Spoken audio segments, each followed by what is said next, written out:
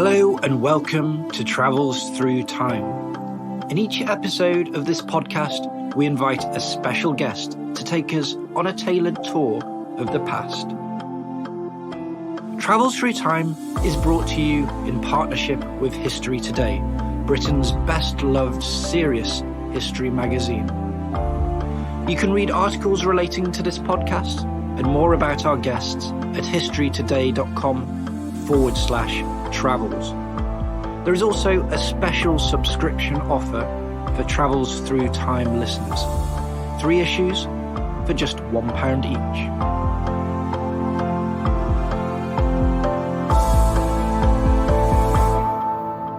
Hello, my name's Peter Moore and welcome to Travels Through Time. I want to start by saying thank you to all of you who listened to our last episode on D-Day. It was one of our most popular episodes yet, so thank you for that. But today we're going to be leaving 20th century Europe behind and we're going to be heading for 19th century Japan and to one of the most significant moments in that island's history. Today's guest is the writer and cultural historian Lesley Downer. The great subject of Lesley's writing life, and indeed her great passion, is Japan. She first went to the country in 1978 and she's been living there or visiting ever since.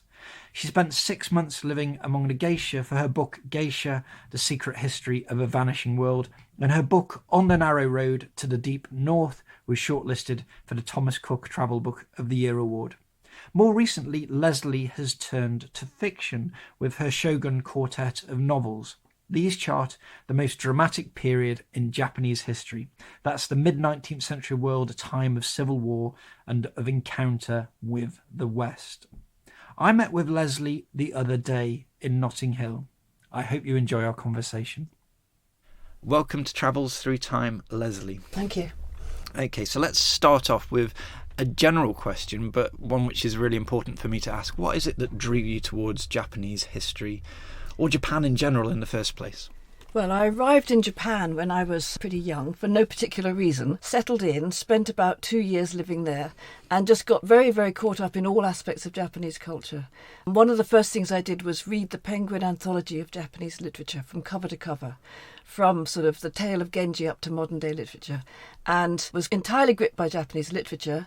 And then as I started travelling, I started to discover bits and pieces about Japanese history. Was it an easy culture did you have a moment where you thought you got it, or was it a culture that you had to find your way into slowly, degree by degree? It's very famously a culture that you never ever feel that you've got. Okay. You never feel you've got it. To me, knowing the history makes a big difference.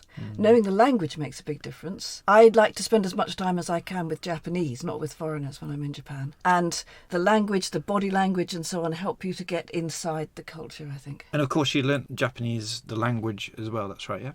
I was living in a city in which there were no other Westerners whatsoever. So it was a sink or swim situation. So either I could have conversations along the lines of, why do you not drink coffee? All foreigners drink coffee. Why do you not eat meat? All foreigners eat meat, which was really boring. So I therefore wanted to learn Japanese as soon as I possibly could in order to take control of the conversation and have sensible conversations about all sorts of things. Okay, and you've identified this period that we're going to be talking about today as a really dramatic and consequential time in Japanese history. The most dramatic, you might say, and we're going to be talking about the year 1853 at the moment. Before we dive into our time machine, and I must say we're in a very time machine-ish kind of environment today in a dark studio in Notting Hill. But before we do that, tell us really just a bit of the cultural and historical background to the mid-19th century. What's going on in Japan at that time? Japan had been closed completely to the West for 250 years. It closed itself off to all Western entry around 1625 and remained closed thereafter. The only Westerners that were allowed to enter were the Dutch. 20 Dutch merchants lived there in an artificial island shaped like a fan off Nagasaki, and only those merchants could live there. They couldn't bring their wives. And once a year a Dutch ship came for trading, and there were Japanese on the dock to get all the information about the West that they possibly could from this Dutch ship. So So Japan was closed to all Western access. Chinese and Koreans could still come and go. But it was completely banned by law to go abroad. If you did happen to be shipwrecked, you wouldn't go back to Japan because you'd be executed if you did. So there was a kind of closure of Japan to the outside world. But meanwhile, within Japan, the most stupendous culture was developing, a very, very rich culture, not influenced by Western culture. Okay, so this is a really fascinating idea of almost like a hermit kingdom, isn't it? Which is hermetically sealed away throughout what we think of in historical terms in the West, at least, as the great era of exploration, which starts maybe with Columbus and goes through. The great era of being colonised. The great era of being colonised. Which Japan missed out on. It did very, very well. Yeah, exactly. And then at the same time, you have got this very, very tiny element of it with the one Dutch ship. It's like a fine thread, isn't it, connecting Japanese society to this greater historical project which is going on. There's a pretty great historical project going on in Japan. But the Japanese were extremely well aware of the West. They had what they called schools of Dutch learning. Books of anatomy came in, guns came in, all sorts of things came in on that one Dutch ship. Astrolabes came in, globes came in. They knew what we were up to. We didn't know what they were up to. Okay. We were ignorant, they were not. Any Japanese that wanted to know more about Western culture would learn Dutch. So there were quite a few Dutch speakers in Japan. Okay, what was the formation of Japanese society at this time? Was it a feudal system or what? How would you describe it and characterise it for us? So you have the emperor who lives in his palace and is poor and has no power and is a kind of pope figure who conducts religious ceremonies to keep Japan safe and happy. And you have the shogun who lives in his palace in Edo, which we now call Tokyo, and he is, over the centuries, becoming more and more like the queen, so he too doesn't have that much power. And then there's a kind of board of governors, almost like a parliament, that rule the show. And there's also a very rigid social structure with the ruling class at the very top, the samurai, who are the military class, and wear two swords to mark their status under them. Then you have the artisans, you have the farmers, and right at the bottom you have the merchants, who are the bottom because they soil their hands with money. But they are the bottom of the social pecking order, but they're also getting richer and richer. That's the social system. So you say in your novel that I was just reading that Japan has been at peace for close on 250 years, and that it's made up of some 260 princedoms, which each has its own local clan lord, almost, with a degree of autonomy, but they are working harmoniously as a whole as well, which is really interesting. So I think that sets the scene, really. Let's imagine that world and see where we can go within it. So let's go to our first scene. It's Friday, July the 8th. We're in Edo Bay, and it's 1853. Probably the first question I should ask you is, what does Edo Bay look like? I've actually sailed into Edo Bay myself, and on each side you have these kind of headlands, which probably have not changed a lot since then, kind of wooded. You can't see what is deep inside. So there is a little town called Uraga at the mouth of the bay, and beyond that the bay winds around. There are little inlets, and at the far end, maybe 25 miles down the way, which is 40 kilometres, is the city of Edo, which is one of the biggest cities in the world. It probably is the biggest city in the world. At this point? Yes. And very, very advanced culture. But you don't know that in your ship. You can see the cliffs on each side, and you're sailing through quite a narrow path. Also, all Western ships could only go to Nagasaki. They were not permitted to go to anywhere else. So they were breaking Japanese law by going to Edo Bay. Okay, so what's happening on this Friday in July then, which makes it notable for us to go and visit on this occasion? Okay, so I think of it as being like aliens invade. If you were Japanese, it was like spaceships landing. So if you think of the film Independence Day, okay, which has showed these mammoth spaceships that were bigger than any spaceship could feasibly ever be. If you were a Japanese fisherman and you are out fishing at the mouth of Edo Bay, and you see coming towards you 4 ships which are simply bigger than it's humanly possible for any ship to be. Also, it is a windless day, so you can't go out because your sails aren't really operating. And these ships are moving, which is very extraordinary because it's a windless day and they have smoke coming out of them, like dragons perhaps. So this was like the most shattering thing that could possibly happen. It was like Martians invade. You have thousands of little ships. Yeah. So the bay is full of thousands of Japanese junks who've all poured out to have a jolly good look at these massive ships. For most people in that country had never seen Dutch people. They'd never seen any Europeans of any sort. They'd only ever seen other Japanese. So here are these 4 ships with aliens on board. We don't know what they look like, probably horrible. We don't know what their intentions are, probably not good. And they're coming very aggressively straight towards you at speed. They were actually travelling at 9 knots. Right, so there's a lot of perplexing detail here. They've got the very familiar scene, everyone knows this, and the strange, what should we say, strange ships coming up, and they've no idea how they're being propelled forwards at all. Is this, as you paint it here, you talk about an alien invasion. Is it as unexpected as that, or have there been moments in the recent past which have prepared them for this happening? Depends who you mean by they.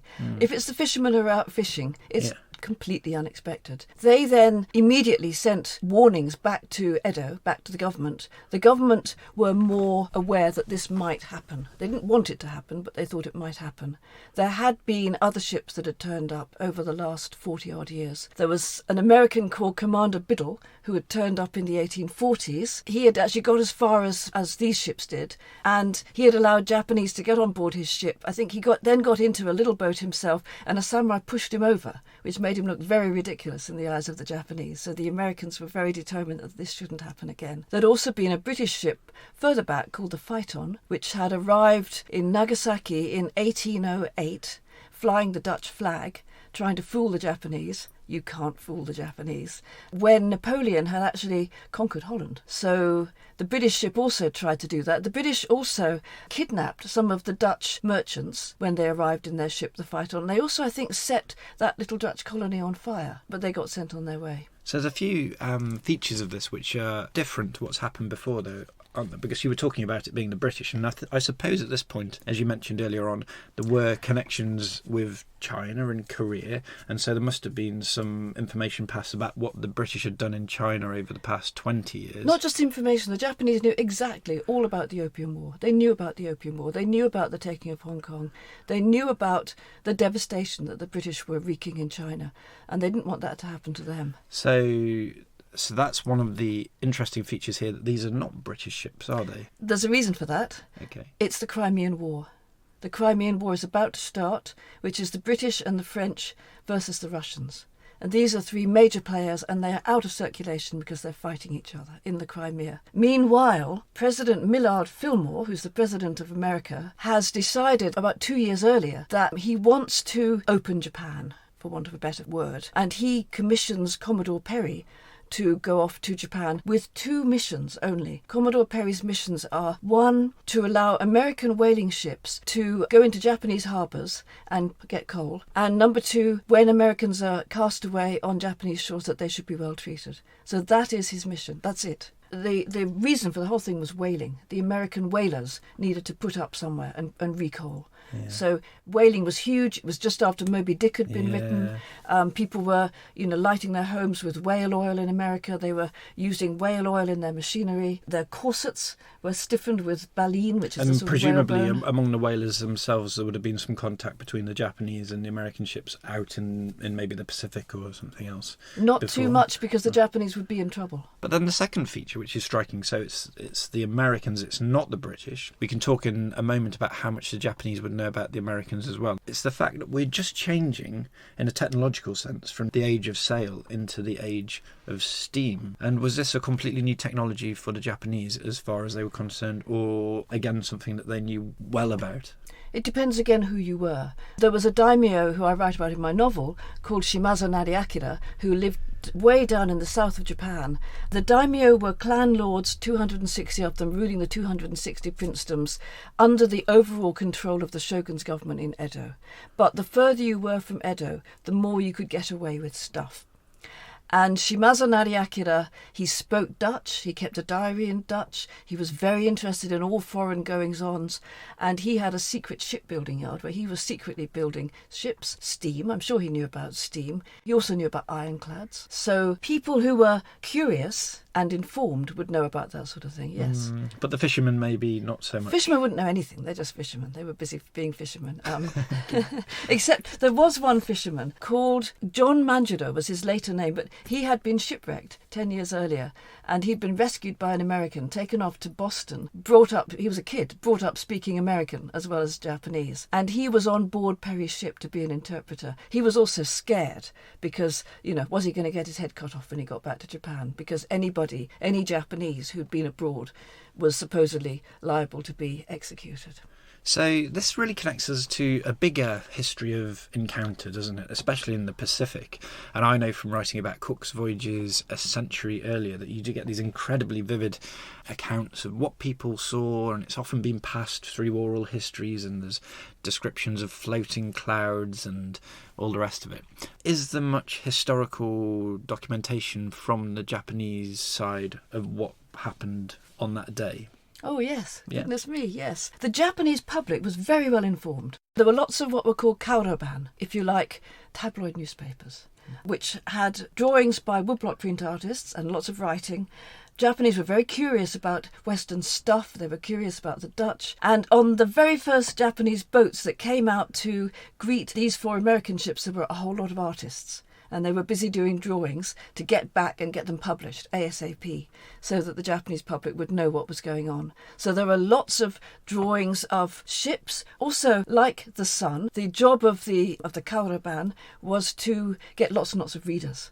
So therefore, don't let the truth get in the way of a good story. So there's lots of drawings, lots of woodblock prints that show sort of ships with demon faces.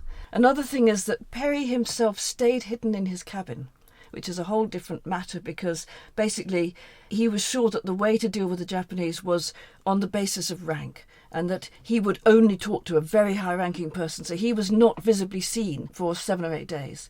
But there were lots and lots of drawings of him all the same, looking like a tengu, which is a mythical creature with a massive nose. So there's these very ugly pictures of this ghastly red-faced sort of creature with a huge nose, which is Perry. So there are lots and lots of pictures of Perry circulating. So there's so much to enjoy here in this scene, in an imaginative sense, I suppose, because as with any encounter, you have two sides, and on the one side we've spoken about these interpretations. There's some level of understanding of the technology that's going on politically, and Japan's not going to be able to exist in isolation forever. But then on the other side, you have Commodore Perry, Commodore Perry. So he's the American representative who's been sent on the special voyage, and there's 4 ships, is that right? Yeah. So how would you describe the ships in a European sense? If they might come across as strange floating alien spaceships to some, what would we describe them as? Would they just pretty average sailing ships, but motorised and with engines and stuff? There were 2 steamships, Yep. and there were 2 sloops. Right. The steamships were called the Susquehanna, Yeah. and it was 2,400 tons, which is 15 times heavier than any Japanese ship. These were sail and steam. The 2 steamships, they have lots of sails, beautiful ships. They also have a funnel in the middle with steam coming out, and they have engines below deck, and they also have paddle wheels. So, well, we'll leave that scene there because it's a splendidly iconic one. And you can just imagine it, the whole great Bay of Tokyo as we think of it today, and this perplexing sight. So it's a really well documented event. Very well documented. Really. Well, we're going to follow the mission as it unfolds then, because we've gone from the Friday to the Monday. So now we're on the 12th of July, 1853, and we're still in Edo Bay. Can you tell us what's happening next, please? Okay, so the major figure who went out to intercede with the Americans is a man called Kayama Ezaemon, and he is a police magistrate. So he is one of the retainers of the mayor of Uraga, which is the little town where Perry's ships have arrived. So they're just at the mouth of Edo Bay, and he's going back and forth in his little ship, trying to discuss with these Americans, why are they here, what do they want? What they want is, they have a letter, they say, for the emperor. And this makes the Japanese laugh. What on earth has that got to do with the emperor, who's this kind of unknown bod who lives in Kyoto and has no power? Yeah, because you told us earlier, so there's this division, isn't there, between the shogun and the emperor? There's not a division. The emperor, actually, most people don't even know he exists. Oh, right. So he's just a ceremonial presence. He's a but nothing. Not really. He lives sealed off inside his palace in Kyoto. Nobody ever sees him. He never comes out. Most people do not know there's an emperor. So when Perry says we have a letter for the emperor, they go, what? What for? I'm trying to think of what the equivalent was if someone turned up in Britain with a I don't know, a letter for some unknown figure that we'd forgotten long ago about. But this is the Japanese emperor in this case. Yeah, who at that point is a nothing, a non-entity. So Perry has said, we have letters and we will only deliver them. They are letters for the emperor. We have to deliver them to the person of the highest rank in Japan. So panic-stricken little boats go back and forth, Japanese boats, from the big ships up to Edo, back again. And in the government in Edo is basically freaking out, for want of a better word. What on earth do we do about this? And there is already turmoil within Japan. There's a whole school of people who think we have to open up to the West because, look, it's inevitable. But the government and a lot of other people are saying, no, we have to stay closed. We've got to just drive these people away. But we can't drive them away because they have much bigger guns than we have. Exactly. And they've already actually blasted this little town in Uruga. They've already bashed down, I think, a few buildings just to show that they can do it with their cannonball. So that's going on. Poor old Kayama's going back and forth, and Perry has set an ultimatum of 3 days. And he says, if you don't arrange for a very high official to receive my letter, we will come on land and we will deliver the letter ourselves. And that means a troop of Americans marching on land with all their guns. So we don't want that to happen. So July the 12th is the deadline. That's the ultimatum. So the question is, what happens? So this is over the course of the weekend. So the Friday has seen the appearance of these ships, and the Monday has seen this ultimatum come round. You hinted at something there, which is really intriguing for me. It seems to be that the Japanese have a very good intelligence about what's going on about things. What do the outside world, but in this case the Americans, know about the Japanese? Is a much less understanding of them? Perry thinks he knows a great deal about them. He knows they're duplicitous. He knows that you can't trust them. They're obviously they're heathens, which by definition means they're kind of stupid. They're natives. They're weak. They need to be pushed around. They need to be brought into the Western world. And there's also a lot more prejudice. So an example is that, this assumption that these people are kind of ignorant, and also that they're very dangerous. So, for example, the very first night that they arrive, Perry's men are up all night waiting for the Japanese to send fire ships down. The Japanese are actually behaving quite nicely and behaving in quite a civilised way. The people being aggressive are the Americans. Right. But it's interesting because we're talking about not quite the high watermark for the Age of Empire. That comes maybe 50 years later on. But still, it's a time when people are going out into the world, from Europe in particular, from Britain, France. We know all about this. And they often have this way of classifying the people they come across, whether they be in Africa or the Americas or Asia. It seems like the Japanese exist outside of this easy classification system that the Europeans have in their head. They're a bit enigmatic, aren't they? Because it was closed. So not that many people had been there. In fact, nobody had been there except these Dutch. And the Dutch did the best that they could. For example, the Dutch were not allowed to get hold of Japanese maps. And there was a guy who had got hold of Japanese maps. He was called Philip Siebold. The Japanese that gave him the maps got executed. And I think he got sent back to Holland in disgrace. So the Japanese were quite deliberately keeping the eyes of the world off Japan because they were so well aware of the history of colonisation. They knew about colonisation, and they knew the huge danger that there was for their country.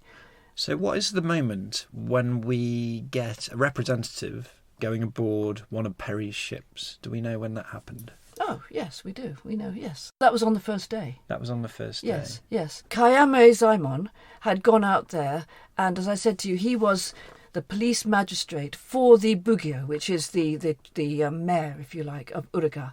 And he's wearing his gorgeous kind of robes with embroidery of silver and gold. And he's standing in the little boat. And the guys on deck, we're back on July the 8th now, the guys on deck, the Americans, say, we will only let up somebody of the highest possible rank, even to come up onto this ship. Well, with Kayama is his mate, Nakajima, who is the same rank as he is. But who cares? So somehow the guys on the ship, there's a missionary called Samuel Wells Williams. He speaks a little Japanese, and he says, this Nakajima, I think he's the governor of Uruga. He's not, but who cares? So he goes up on deck. So Nakajima gets to go on deck because the Americans think he's the governor. And he goes into Captain Buchanan's cabin. And he says, so what's going on? Why are you here? The Americans say, well, we have a letter to deliver. Yeah, and you talk about the moment when the Americans produce a globe. That comes a little bit later. This is on the 12th, when the deadline has been reached, and Kayama comes back with the answer. they have an answer of how Perry is going to deliver his letter, who he's going to deliver it to. And this is a bit akin to what I just told you about Nakajima.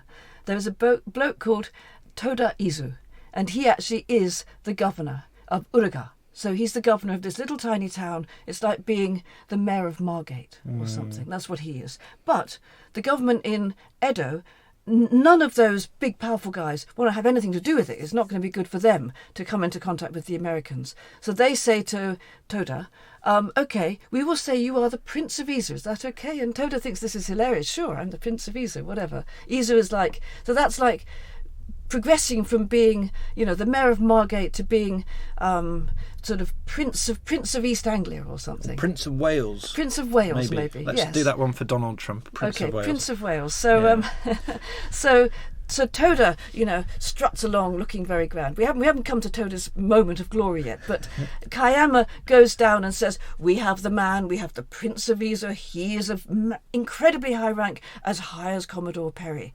And the Americans say, oh, fantastic, right, we'll hand the letter over. And then they say, oh, well, to celebrate that we've now sorted all this out, why don't you have a look around? So they take Kayama and some friends of his go on board, they'd have a look at the guns. There's a Peihan gun, which is a mammoth French cannon, which has been pointing straight at Uraga all the time. So they have a good look at that. And they look pretty hard. I bet they do. They look hard. They look hard at the guns. They also see a daguerreotype. Some people in Japan already had daguerreotype cameras, but not the guys in Edo. So this is the first time for them to see any kind of photograph. Clarify, daguerreotypes are the early photographic process. The first silver prints. The mirror of a memory, yeah, that's right. Yeah, the mirror of a memory. And the Americans then show him a globe, and the Americans are kind of nudging each other.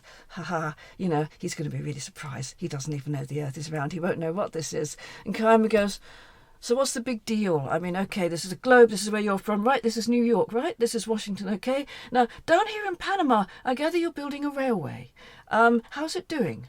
In fact, the Panama Railway was completed in 1855. And he then asked about things like the ship's engines. He said, so they like railway engines. Japan, of course, Japanese didn't have a railway, but they knew.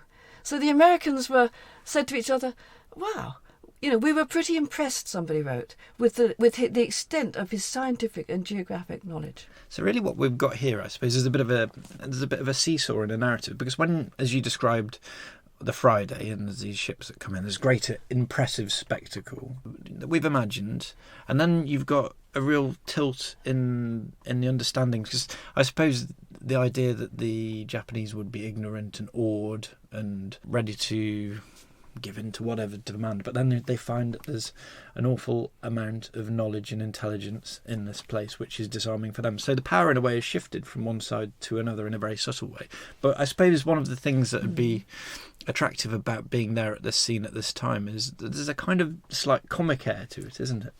Well, I would very much have liked to have been there. It would have been amazing. Each side describes it in terms of their own people. So if you read, for example, there was a journalist called Bayard Taylor who was on board. He never got off, but he was on board, and he writes about, our men marching around in their uniforms and how impressive they were. And then he describes one of the Japanese as kind of looking like a kind of rather splendid knave of hearts, he thinks, or Jack of Hearts. The way that they see each other through each other's eyes is very extraordinary. But it's also there is a kind of balance of power that the Japanese are able to fool the Americans quite a bit. The Americans never realised. They never did. It's only like later scholars who can do things like read the Japanese people's diaries. Yeah. Like Kayama had a diary. So it wasn't just the Americans keeping records. Yeah, so whenever you read these early encounter archives or documents, they are delicately about power, aren't they? And about people saying the right thing at the right time, playing their cards either close to the chest or whatnot. So it seems that there's always a danger as well that they can progress to violence very quickly. So by this point, it's probably seen as quite a successful beginning for Perry, because he's arrived, he's been greeted, and there's a dialogue. Perry is wary all the time. They're always very, very wary of attack. And my third moment, we're going to come to that. Because to it. Let's go to your third one. It's on the Wednesday, so we've gone from the Monday. Yeah. So let's go then to our third scene. It's on the Thursday, the 14th of July. Edo Bay again. all within the span of a week. And we've had the arrival, we've had the meeting. What have we progressed to now? So finally, the moment has come when Perry is going to hand over his letters. He's going to emerge from his glorious seclusion into the full light of day, be seen by the Japanese. As I said, the Americans have been wary and continue to be wary. So the first question had been, where will this meeting take place? The Americans say it has to be somewhere where our ships can get close to the beach. So they take their ships close to the beach at Kurihama, which is very near Uraga, and they train all their guns on the beach. And in the morning, 50 or a whole bunch of American small boats leave the big ships and go onto the beach. All through the night, the Japanese have been building these splendid pavilions. So all through the night, the Americans are drawn up in their massive boats very near the beach. And there's this racket coming on from the beach. There's this bang, bang, bang of the carpenters kind of building these pavilions all night long. So there's bang, bang, bang, bang, bang. Finally, dawn comes, there's these splendid pavilions on the beach, or just on the land, just off the beach. Lots of native Japanese people, lots of ordinary Japanese people have gathered to have a jolly good look at the Americans. The Americans come off the ship in small boats, and finally there is a gun salute from the ships, 13 cannons, which is incredibly loud. I don't know if you've ever heard a cannon being fired, but it is really, really, really loud. So, Japanese jump out of their skin. And Commodore Perry finally comes out and goes down and gets into one of the small launchers, dressed in all his finery, and with him... And this is his first appearance, is that right? It's his first appearance, Yeah. yes. And there are lines of American soldiers on each side so he can process up between the lines of American soldiers. To each side of him is a huge black steward. And they are, he wrote, the finest looking men of their colour that we could find in the squadron. So they're really big. And no Japanese have ever seen a massive black guy before. So there's these two big black guys, and then there's Perry in the middle. And behind there are some cabin boys carrying rosewood boxes with the letters inside, wrapped in red velvet. And they walk up between these lines of American servicemen or sailors or whatever to the pavilions, which are on a hill. And there, seated there looking terribly, terribly grand, is Toda, the supposed Prince of Izu, who is actually rather smug because he had only been the miserable, as I said, the Mayor of Margate. This is the Mayor of Margate, elevated up to Prince of Wales. Yes, exactly. yes. So he's sitting there. There's a picture of him drawn by one of the American artists, looking very solemn, very grand. And there's always two of everything in Japan. So he has his counterpart, who is in Edo, who's the other Mayor of Margate, is also now a second Prince of Wales, and they're sitting side by side. And the deal has been that they will not say anything. So that's lucky for them, because they probably wouldn't know what on earth to say. So they just sit there looking terribly grand in this pavilion. And then Perry comes in and the letters come out, and there's various interpreters. There's interpreting going back and forth. All the interpreting goes English to Dutch, Dutch to Japanese. So you can imagine the possibility of mistakes. Oh God, it's just so richly set for comedy, this whole scene, but at the same time completely intriguing. And there's a lot of mistrust, obviously, on both sides as well. Just let's linger on Perry for a minute, because we've not spoken much about him so far. He's just popped out of his ship and he's been rowed ashore, and he's now playing this role, which is, it's unique almost. He's one of the first Westerners to walk into this arena, isn't he? As a important figure, anyway, of significance, and to be greeted. He is one of the first Westerners ever to set foot on Japanese shores, apart from 20 Dutch merchants. They were the only ones. But that was in Nagasaki, so this is a different part of the country, isn't it? So, are there any depictions of him, any photographs of him? Oh, tons, yes. What does he look like? Is he he was known as Old Bruin, and he was pretty tough and rather feared. And he looks he's got a kind of hook nose. There's a picture of him in the Illustrated London News, for example. There's also photographs of him. He looks like he's about, I think, mid-50s. He's a man who takes himself very seriously. And apparently he didn't put up with any nonsense on shipboard, so you had to be very careful. This is a really important moment in the history of Japan, really. This is a completely crucial moment in the history of Japan. It had many, many repercussions which I could tell you about if you wanted. Yeah, please do. So basically, Japan was already divided, as I said, between those that thought that it would be better to open to the West and those that thought you shouldn't. The 260 princedoms were ruled by princes, a lot of whom were really fed up with being under the thumb of the shogun, so that the princes were divided into camps, those who were on the shogun's side and those who were not. The coming of Perry made the weakness of the shogun's government very apparent. Right. That they'd had to give in to him, and the next thing they had to do, the thing that Perry said was, when he arrived in this tent, he said, "Here are the letters. I will come back next April for an answer, and I will come back with a much, much larger force," which was a threat. So all in all, they stayed 10 days. They also sent survey boats up the river towards Edo and a massive steamship while they were at it. So they were very threatening in their behaviour. And after they had gone, one of the questions that the shogunate had to ask all those 260 princes was, what shall we do? And the shogunate had never before consulted the daimyo princes, never. They had always commanded them. But they had to ask them, because if they needed to get troops, they would have to get them from all those princes. So they had to ask them. And that was a fatal, fatal weakness. The result was, in the end, civil war. And then the next thing that happened after that civil war was the overthrow of the shogunate. Yeah. And the emperor was probably assassinated, and his son became the Emperor Meiji. He was only 14, very malleable age, and in 1868 he came down to Edo, which was renamed Tokyo. Tokyo, the word Tokyo means Eastern Capital.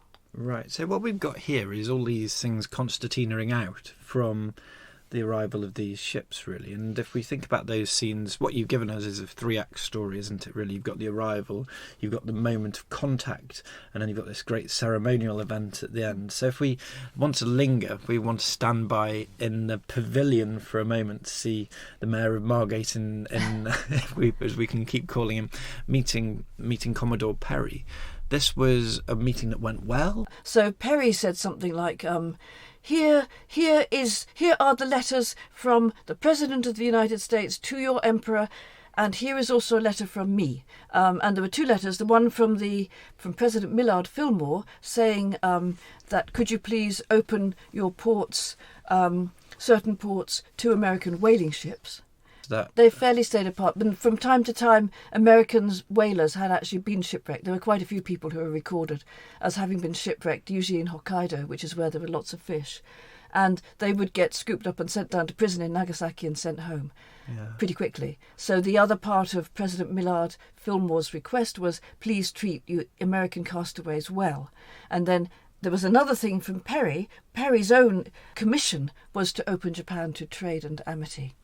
Okay. So that was the content of the letters. Perry said, here are the letters, this is what they say. And then there was a bit of a silence, I think. And everyone was standing around kind of scratching their heads thinking, what do we say now? Got to say something. And Perry then said, right, I'm coming back for an answer to the requests made in these letters, and I'm coming back next April with a much bigger force, because the ships you see here are just a very small part of the force. And that was pretty much it. It lasted about half an hour. Okay. Edo, you said right at the beginning of this recording, you said it was perhaps the biggest city on the planet at that time, which is a wonderful thought which hadn't struck me, because we're always so conditioned to think of London being the world's capital in the 19th century. Could you just maybe give a little description of what it would have been like at that time in history? I'm sure there's wonderful representations of it, but just paint the picture for the listeners, please.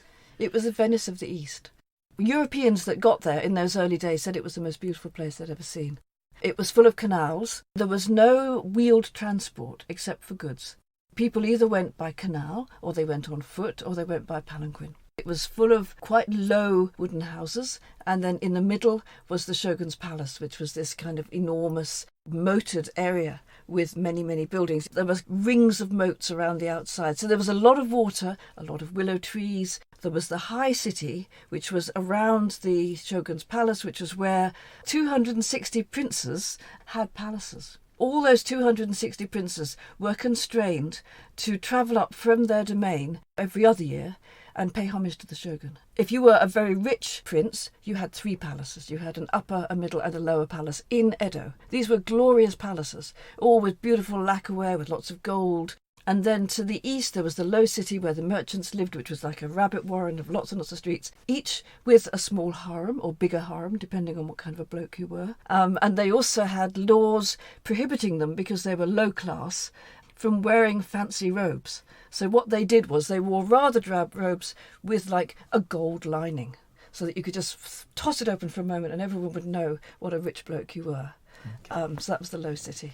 Well, I think it was really fascinating. So let's take a step back a moment, because I think you've given us 3 really, really vivid scenes which brought together tell a story of an encounter, but one which was to have massive consequences. So would you go so far to say this was almost drawing a line in Japanese history between the years of the shogun and maybe a new imperial future that they were to embark upon? I think the arrival of Perry was the most momentous event in Japanese history, without a shadow of a doubt. But it was the 15 years between Perry's arrival in 1853, the major restoration of 1868, that marked a complete transformation of Japan. I wouldn't call it imperial afterwards. It was ruled by an oligarchy. There was some sort of bureaucratic rule, but there was definitely a huge change. And Japan, after the major restoration of 1868, began to modernise with far greater speed than any country in the world ever has done, and became an industrial modern power, able to defeat China in 1895 and to defeat Russia in 1905. And as a Japanese diplomat said in 1905, "You treated us like barbarians, even though we sent you our glorious treasures, until we shot down Russians with quick-firing guns, and it's only now that you acknowledge that we might be civilised." Well, there we go. It's a country which obviously continues to fascinate you, and to me it's got its allure and its enigma, and it's wonderful to talk about this moment in its history. One thing that we do at the end of these little recordings is to ask a question of our guests. Now, I want to say, if you could bring one tangible memento back from 1853 and this week in July to have in your office, maybe at home, is there anything in particular you'd like to bring with you? What I would really love would be Kayama's glorious robe with gold and silver embroidery with the decoration of peacock feathers. Well, thank you very much, Lesley Downer. I know you write about this period, the 15 years that you described, bookended by Perry's arrival here and the restoration of 1868 in your quartet of novels, which are a wonderful way of exploring the history from a fictional perspective. And I'd recommend people to go and have a look at those. But for me, and for now, I want to say thank you very much for coming on this podcast, and I hope you enjoyed it. Thank you, Peter.